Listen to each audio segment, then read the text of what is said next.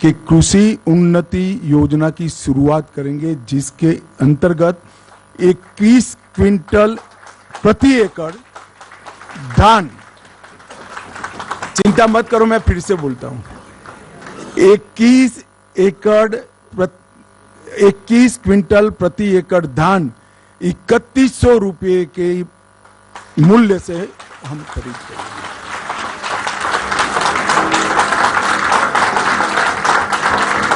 और इसके साथ साथ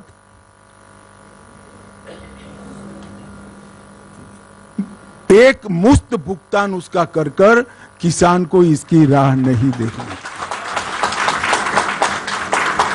मैं यहां पर एक स्पष्टता जरूर करना चाहूंगा छत्तीसगढ़ की जनता के सामने कि अभी 2700 रुपया जो मिल रहा है छत्तीसगढ़ की जनता को, इसमें से 2200 रुपया मोदी जी भेज रहे हैं और बघेल साहब 500 रुपया अंदर डालकर, वो भी लेट, एक साल लेट, 500 रुपया डालकर 2700 रुपये की क्रेडिट ले रहे हैं।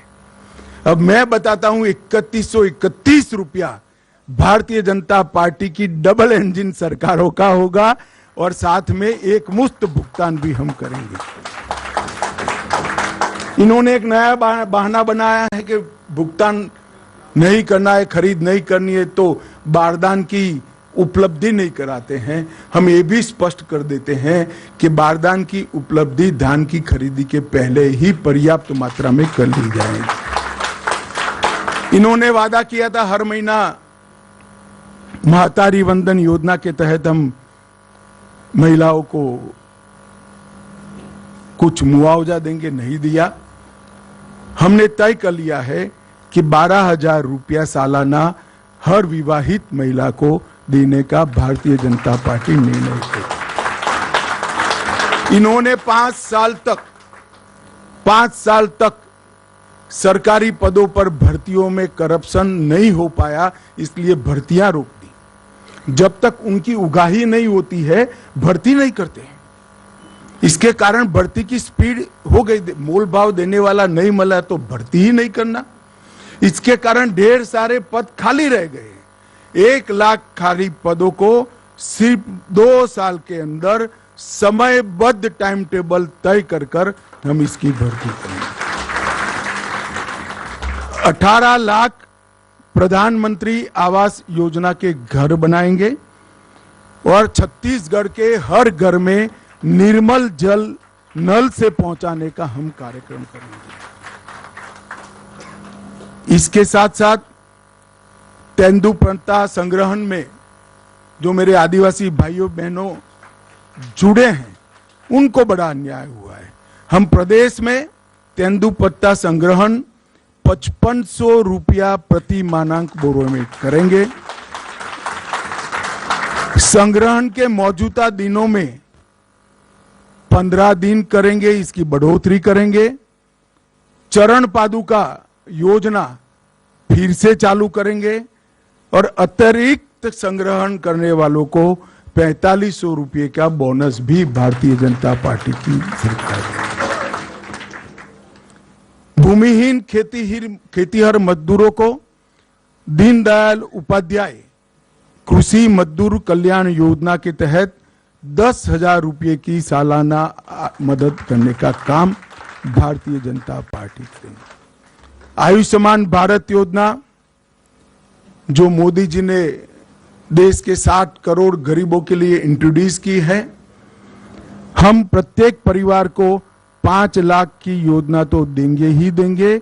इसके साथ साथ 10 लाख तक का पूरा जिसको जरूर पड़ेगी इसका उपचार मुख्यमंत्री राहत कोष से किया जाएगा, क्योंकि ज्यादातर लोगों को 10 लाख के उपचार की जरूरत ही नहीं पड़ती है तो प्रीमियम खर्च करने की जरूरत नहीं है। परंतु किसी को भी 5 लाख से ऊपर खर्च होगा वो मुख्यमंत्री राहत कोष से देकर हम इस योजना को 10 लाख तक ले जाएंगे।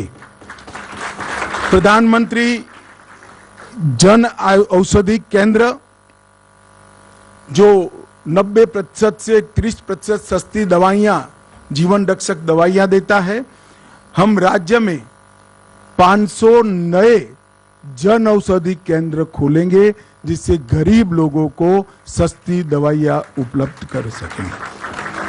हमें सुनिश्चित करेंगे कि पब्लिक सर्विस कमीशन की परीक्षा में पारदर्शिता होगी और इसको इस तर्ज पर करेंगे कि 5 साल में एक भी भर्ती घोटाला किसी के सामने नहीं आएगा।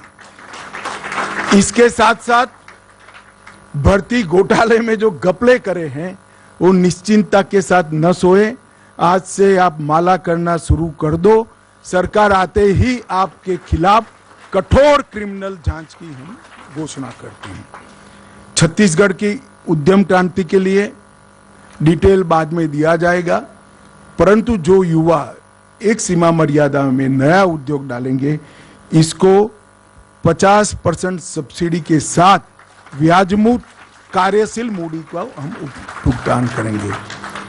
स्टेट कैपिटल रीजन एनसीआर की तर्ज पर रायपुर, नया रायपुर, दुर्ग और भिलाई नगर क्षेत्र को मिलाकर एक एससीआर बनाएंगे जिससे नगर आयोजन ढंग से हो और जमीनों की कालाबाजारी न हो। सेंट्रल भारत का इनोवेशन हब बनाने के लिए हम रायपुर में एक बहुत बड़ा इनोवेशन का केंद्र बनाएंगे जिससे कम राज्य के अंदर 6 लाख से ज्यादा रोजगार उत्पन्न होंगे। रानी दुर्गावती योजना बीपीएल वर्ग की बालिकाओं के जन्म पर 1,50,000 रुपया उनको वयस्क होने पर मिले, इस प्रकार की हम रानी दुर्गावती योजना लेकर आएंगे। और माताओं बहनों को मोदी जी ने गैस का कनेक्शन दिया है। छत्तीसगढ़ सरकार 500 रुपये में गैस का सिलेंडर देने की भी घोषणा करती है। और इसके साथ साथ हम कॉलेज आने जाने के लिए डायरेक्ट बेनिफिट ट्रांसफर के माध्यम से मासिक ट्रैवल अलाउंस भी लेंगे। जो मैंने आगे कहा, हजारों करोड़ का घपला घोटाला हुआ है। घोटाला किसने किया उसका महत्व नहीं है, जनता का पैसा है, पाई पाई वापिस खजाने में आनी चाहिए। हमारी सरकार का नीति है भ्रष्टाचार के खिलाफ जीरो टॉलरेंस का। भ्रष्टाचार के खिलाफ जांच आयोग भी बनाएंगे और क्रिमिनल इन्वेस्टिगेशन की भी हम शुरुआत करेंगे।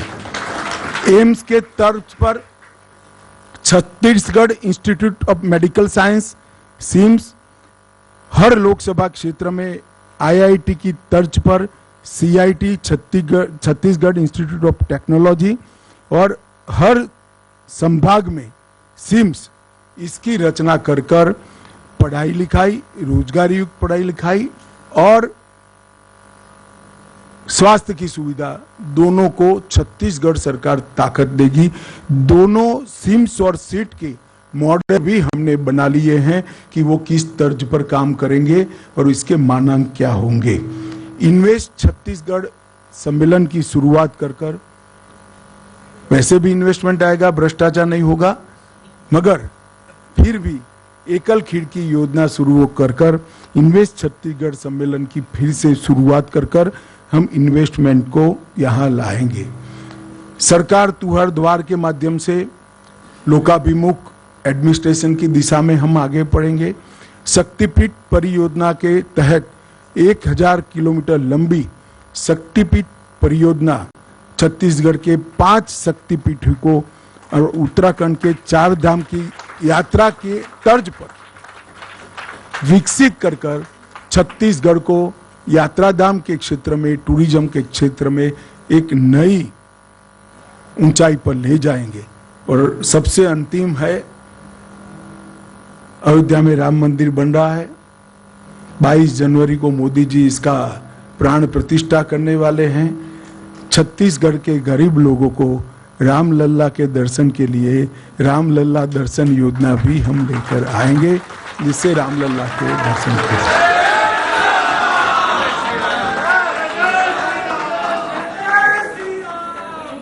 छत्तीसगढ़